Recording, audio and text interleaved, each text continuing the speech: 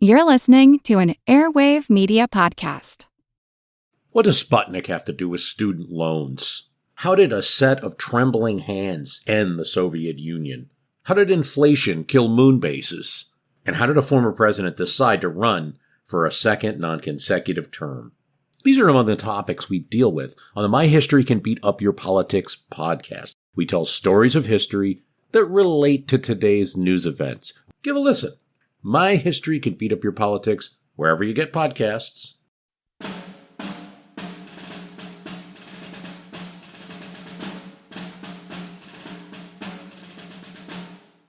I went to the church where men were lying on the pews and on the floors. I knelt by the first one inside the door and said, "What can I do for you?" He replied, "Nothing. I am going to die." To be thus met by the first one addressed was more than my nerves could stand, and I went hastily out, sat down on the church steps, and cried. In a little while, I re-entered the church hospital and spoke again to the dying man. He was Sergeant Alexander Stewart of the 149th Pennsylvania Infantry Regiment. He spoke of his home, his aged father and mother, of his wife, and of his younger and only brother, who had been severely wounded and was then at home, and asked me to take their addresses and send them his dying message. He lingered until Monday, July 6th. He had been sinking gradually all evening. About 9, he had a spell of coughing until 10 o'clock. He suffered dreadfully. I held him in my arms until nearly 11, when his head sank on the pillow, and he died with only a slight struggle. Sally Myers, resident of Gettysburg.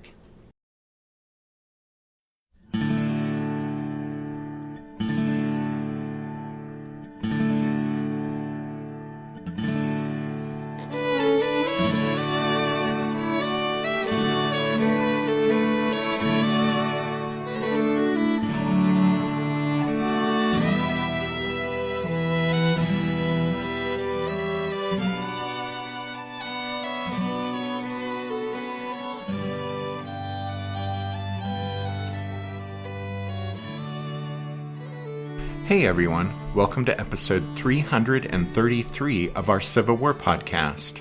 My name is Rich. And I'm Tracy. Hello, y'all.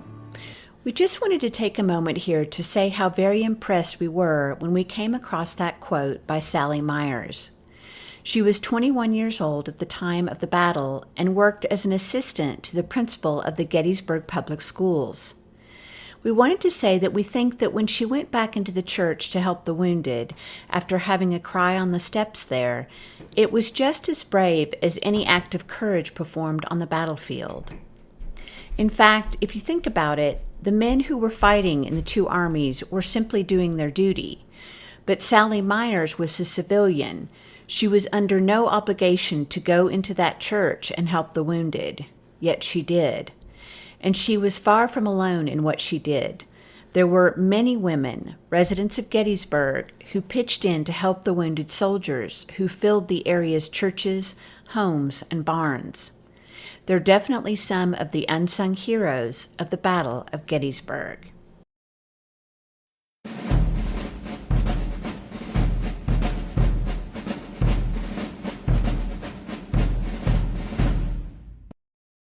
As you guys will recall, by the end of the last episode, the Federal 11th Corps was in full retreat from the line they had attempted to hold north of Gettysburg, and the men were racing their way south through the streets of the town, with Jubal Early's Confederates in hot pursuit close behind them.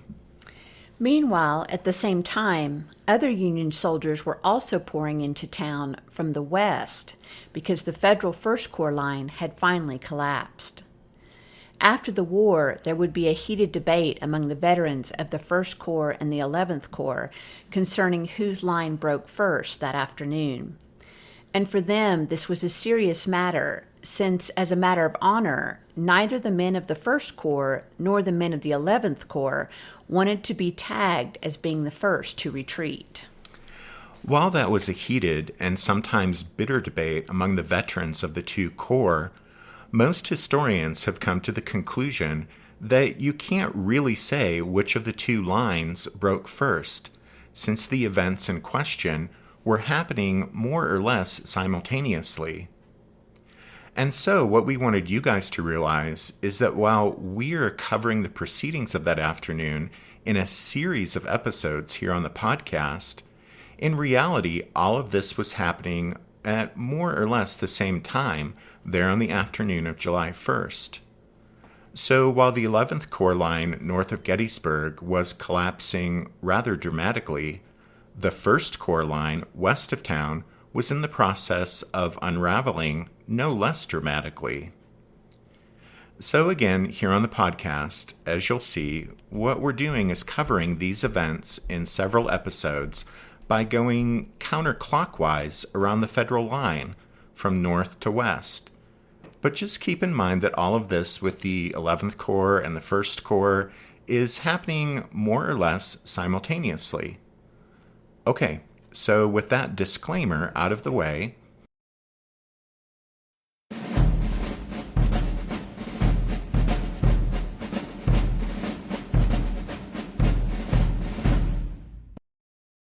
by 3 o'clock on the afternoon of July 1st, Confederate forces, like an irresistible tide, were pressing the entirety of the Union line north and west of Gettysburg, because not only were Early's rebels descending like an avalanche on the right of the Federal line, but Heath's and Rhodes' Confederates were also advancing from the north and the west. as we've talked about before, by the time Robert E. Lee arrived on the battlefield on July 1st, and by the time he began to get a clear picture of what was happening, he could sense that events were beginning to spiral out of his control. Heath's troops had been given a bloody nose in the morning's fighting. Rhodes' men were heavily engaged coming down off Oak Hill, and Lee knew that Early's division would soon be arriving farther to the north, to the left of Rhodes. Lee realized there could now be no turning back from a battle of some sort at Gettysburg. Although Lee was still in the dark about how much of the Union Army he might face that day, for now there were reports of only 2 Federal Corps present on the battlefield, and Lee realized fate was offering him an opportunity to smash those enemy formations. And so, as we've talked about before, Lee decided to seize that opportunity. When Harry Heath approached Lee a second time, asking for permission to advance, Lee told him, "Wait a while, and I will send you word when to go in." Like Heath, we will also wait until the next show to talk about his advance and his renewed attack on the left end of the 1st Corps line on McPherson's Ridge, south of the Chambersburg Pike. But in this episode, what we're going to do is look at what happened to the northern part of the 1st Corps line, that is, north of the Chambersburg Pike, between the Pike and the Mummasburg Road. Remember, we're looking at these events on the afternoon of July 1st in turn, going counterclockwise around the battlefield. So after talking about the 11th Corps position last week, that means our attention will now turn to the northern portion of the 1st Corps line. This is where the Confederates of O'Neill's and Iverson's brigades, coming down off of Oak Hill, had been repulsed with heavy losses, and where Junius Daniel's brigade had also been fed into the fight against the stubborn Federals. Daniel, so far, hasn't had any luck either in cracking the 1st Corps line here. However, Junius Daniel will display a remarkable tenacity on July 1st, and he isn't giving up, but is game to have another go at the Yankees. We'll return to Daniel in a bit, but as y'all recall, north of the Chambersburg Pike, just below the Mummasburg Road, it had been the Federals of Baxter's brigade, whose defensive stand at the north end of the 1st Corps line had turned back O'Neill's and Iverson's assaults. However, it was obvious Baxter's men would need help to withstand any additional Confederate pressure. So 1st Corps Commander Abner Doubleday, who still had one brigade of John Robinson's division back at the Lutheran Seminary as a reserve, now decided to put it to work, sending it up to the north end of the 1st Corps line. This was Gabriel Paul's brigade, made up of a mixed bag of regiments from Maine, Massachusetts, New York, and Pennsylvania. They had been busy erecting a hastily assembled set of breastworks by the seminary building that was meant to be used as a last-ditch defensive position there on Seminary Ridge. But when the call came, they dropped that work and hustled northward. They relieved Baxter's regiments at the north end of the 1st Corps line, and Baxter's troops moved down the line to create a stronger link with the men of Cutler's brigade, who were still guarding Sheed's Woods and the line north of the railroad cut. So now, north of the Chambersburg Pike, making up the north end of the 1st Corps line, you have Cutler's brigade on the left, Baxter's men in the center, and nearest to the Mummasburg Road and Oak Hill are Paul's troops on the right. Paul's men drove off some Confederate skirmishers from their front who had crept down from Oak Hill, but the Federals were hardly in position before it was clear that a considerable rebel force was massing on the hill for another assault on the north end of the 1st Corps line. This was Dodson Ramser's full, fresh brigade of North Carolinians, joined by the rallied remnants of Iverson's and O'Neill's brigades.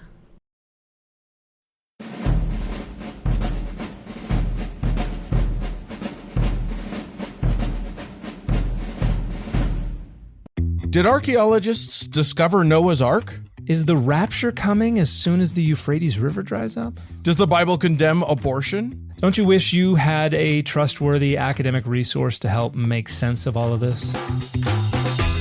Well, I'm Dan Beecher, and he's award-winning Bible scholar and TikTok sensation Dr. Dan McClellan, and we want to invite you to the Data Over Dogma podcast, where our mission is to increase public access to the academic study of the Bible and religion, and also to combat the spread of misinformation about the same.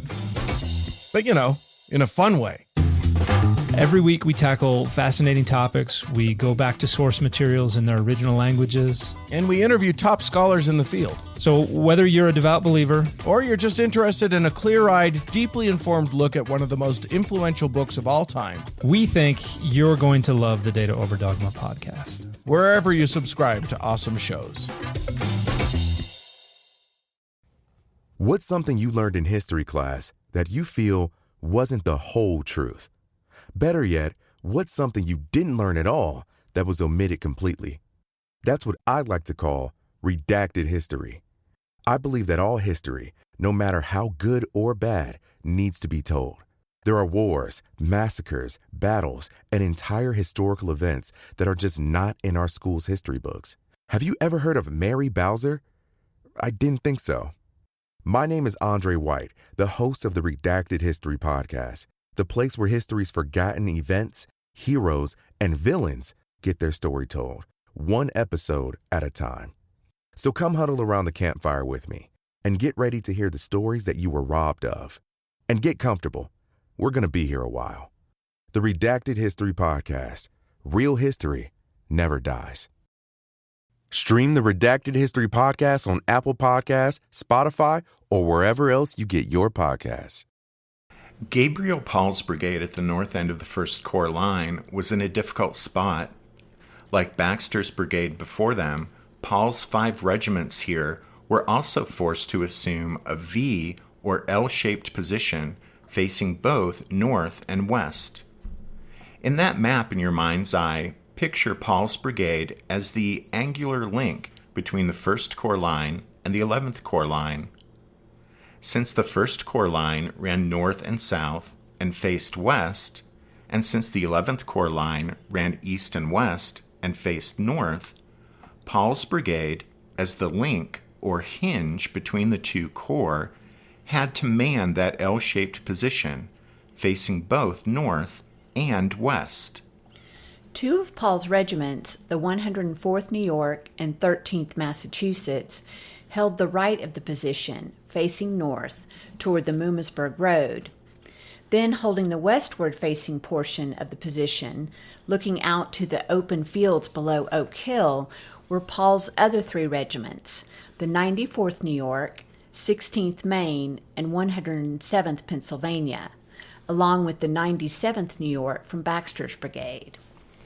On the Confederate side here, Robert Rhodes sent in the last remaining uncommitted formation from his division, and that was Dodson Ramser's brigade of 4 North Carolina regiments. Rhodes gave Ramser orders to send 2 of his regiments to support O'Neill and to send the other 2 to support Iverson. Ramser divided his brigade into 2 separate elements as ordered. But even though he was initially intended to play a supporting role, that changed when Ramser discovered that O'Neill's and Iverson's brigades had already been roughly handled by the Federals and were in bad shape. To Dodson Ramser's credit, he then took a more active leadership role, rounded up the scattered men from Iverson's and O'Neill's commands, added them to his own force, and organized an attack on the northern end of the Federal First Corps line. Ramser, who had an uncommon ability to handle troops tactically in battle, managed to coordinate those different units and launch them toward a single common objective, clearing the northern end of the ridge of Yankees. His 14th and 30th North Carolina, with the active cooperation of the 3rd Alabama that had fought for a time with Iverson, advanced off Oak Hill along the west of the ridgeline toward the hinge of Gabriel Paul's L-shaped line. At roughly the same time, Ramser's 2nd and 4th North Carolina and some of O'Neill's men attacked over the eastern slopes of Oak Hill and the McLean farm fields to hit the right of Paul's line, where the 104th New York and 13th Massachusetts faced north toward the Mummasburg Road. An officer in the 13th Massachusetts later reported that a wide interval separated the 13th from the 104th New York, so that, quote, "we were not able to properly support each other." Nevertheless, the Federals here put up a fight. Captain Park of the 12th Alabama, one of O'Neill's men who stayed in the fight, wrote in his diary of how, quote, "balls were flying thick and fast around us and whizzing past and often striking someone near. Captain Hewlett and Lieutenant Bridges and Private Lester were wounded near me. While urging my men to fire and keep cool, I received a ball in my hip. It was a wonder, a miracle I was not afterwards shot 6 times. But a merciful providence preserved me." In holding the right end of Paul's brigade line, the 13th Massachusetts and 104th New York suffered terrible losses. As Private Charles Barber of the 104th wrote to his wife a few days later, quote, "we went in with 235 men and have less than 50 left. Not a single captain and just 1 lieutenant is left in our whole regiment. Company A went in with 30 men, and now we have only 7 here, and not a single officer of any kind except 1 sergeant." Gabriel Paul, while trying to inspire his 2 regiments here against the mounting Confederate pressure, was riding in the rear of the 104th New York when a Confederate bullet struck him in the right temple and passed out his left eye socket, destroying both eyes. It was a horrific wound, and most northern newspaper accounts in the week after the battle simply listed Paul's name as among those killed in action. However, Paul, a West Pointer and tough old soldier, survived the wound, and, although blind of course, actually remained on active duty, doing administrative tasks until he retired from active service in February 1865. Gabriel Paul lived to die in Washington, D.C. in 1886, and he is buried in Arlington National Cemetery.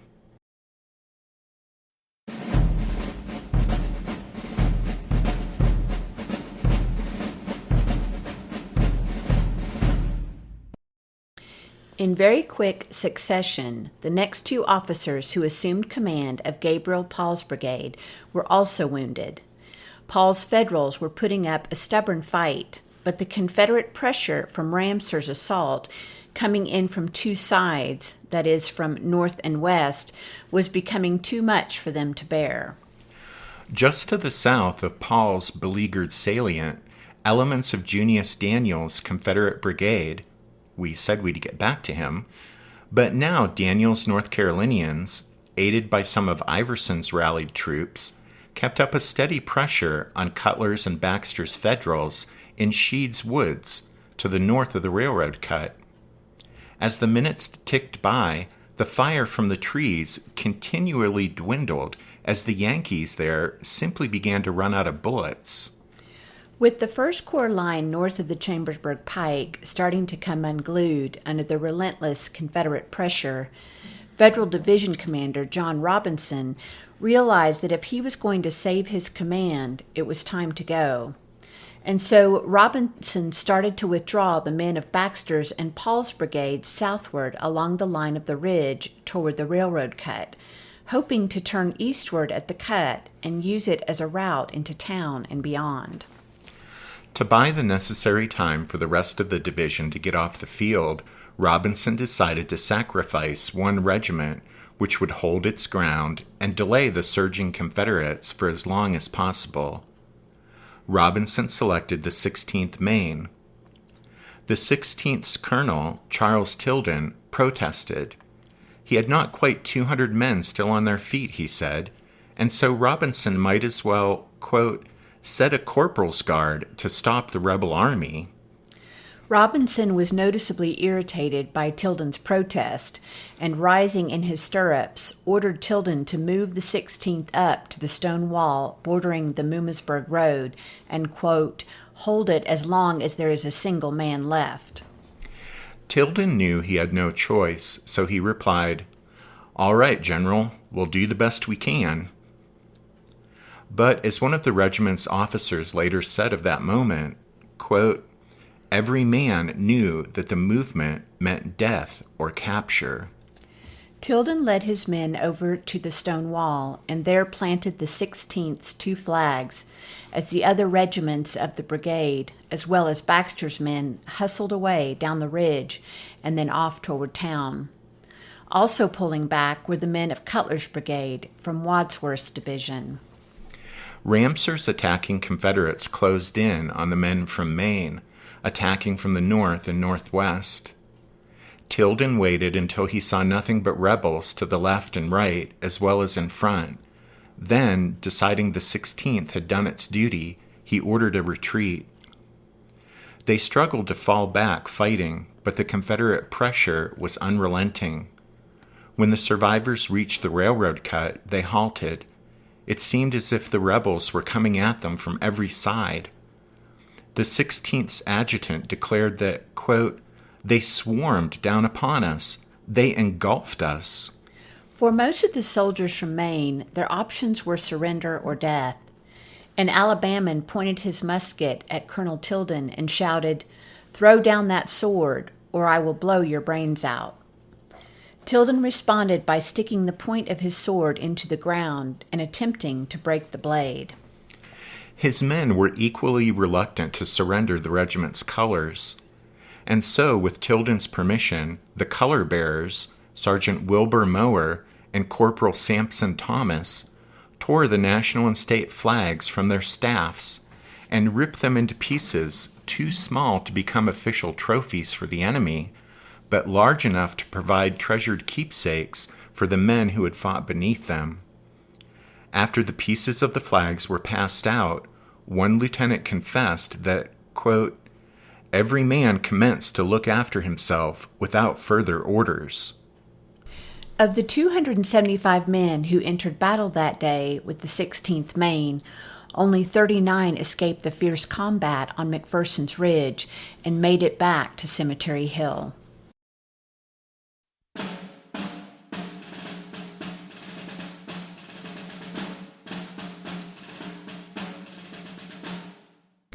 I should say it was after 4 o'clock when we saw a brigade of rebels coming against us, and we looked around for support and saw none, and were falling back for a more favorable position when an aide came from General Robinson with an order for us to advance and hold the ridge as far north as possible. A few moments later, the general himself rode up to Colonel Tilden and repeated the order. The colonel protested that our regiment, without support, couldn't hold the ridge. We numbered fewer than 200, all told. As well said a corporal's guard to stop the rebel army, but the general insisted, "Hold it at any cost." "You know what that means," said Colonel Tilden, turning to us, and in the same breath he gave the commands that sent us hurrying back towards the Mummisburg road again. The stone wall came along on the left and bent sharply ahead of us to face the road. We made a dash for the corner and planted our colors in the angle. We got there just as a flag and a line of battle showed up across the way. We heard distinctly the commands of a rebel officer directing his men to fire, and a volley crashed, and we saw some of our men fall. Our line blazed away in reply, and the rebel flag went down, and the officer pitched headlong in the stubble. In the field across the road were dead men and scattered equipment, wreckage of a rebel repulse earlier in the day, and now there were more. But the attacking line came on, and following behind it was another, and we knew that our little regiment could not withstand the onset. With anxious hope we looked again to the rear for support, and saw that the other regiments of our brigade, our division, were falling back rapidly towards the town. The rebels were sweeping in through the fields beyond our right. The ridge could be held no longer. We were sacrificed to steady the retreat. How much time was then passing I can't say. It was only a matter of minutes before the gray lines threatened to crush us. They came on, firing from behind the wall, from fences, from the road. They forced us, fighting, back along the ridge, and Captain Lowell fell, and some of our men. We got to the railroad cut, which offered a means of defense against the rebels following us. But just then we saw gray troops making in from the west, and they saw us.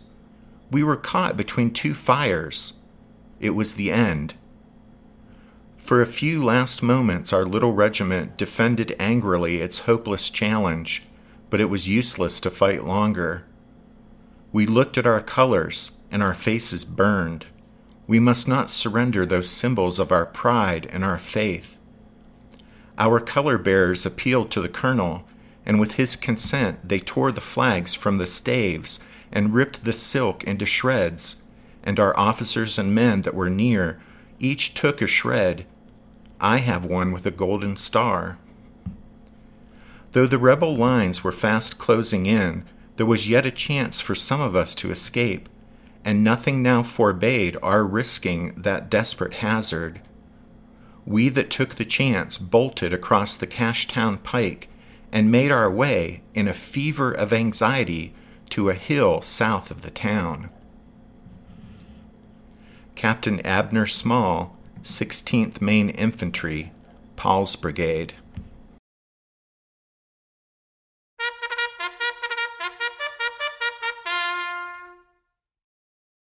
That means it's time to start to wrap up this show. Before we go, we wanted to let you know that just yesterday we released Members Episode number 111 over on Patreon. It's the second part of the true story of Longstreet spy Harrison, who features so prominently in the novel The Killer Angels and the movie Gettysburg. We hope the members of the Strawfoot Brigade enjoy those episodes about the spy Harrison. Speaking of which, we want to say thanks to the newest members, Jim, Matthew, Joshua W., and Philip. And Lance, John, Kyle, and Joshua H. Also a big thank you to Andrew A. and William B. for their donations. If you head over to the podcast website, which is www.civilwarpodcast.org, you can find information about supporting the show through a Patreon membership. And you'll also find the donate button. And you'll find a link to our TeePublic storefront where you can purchase a podcast t-shirt or two. Thanks to everyone for their support. And thanks for listening to this episode of The Civil War, 1861 to 1865, a history podcast. Tracy and I do hope that you'll join us again next time as we continue with the story of the fighting on the first day of the Battle of Gettysburg. But until then, take care. Thanks, everyone. Bye.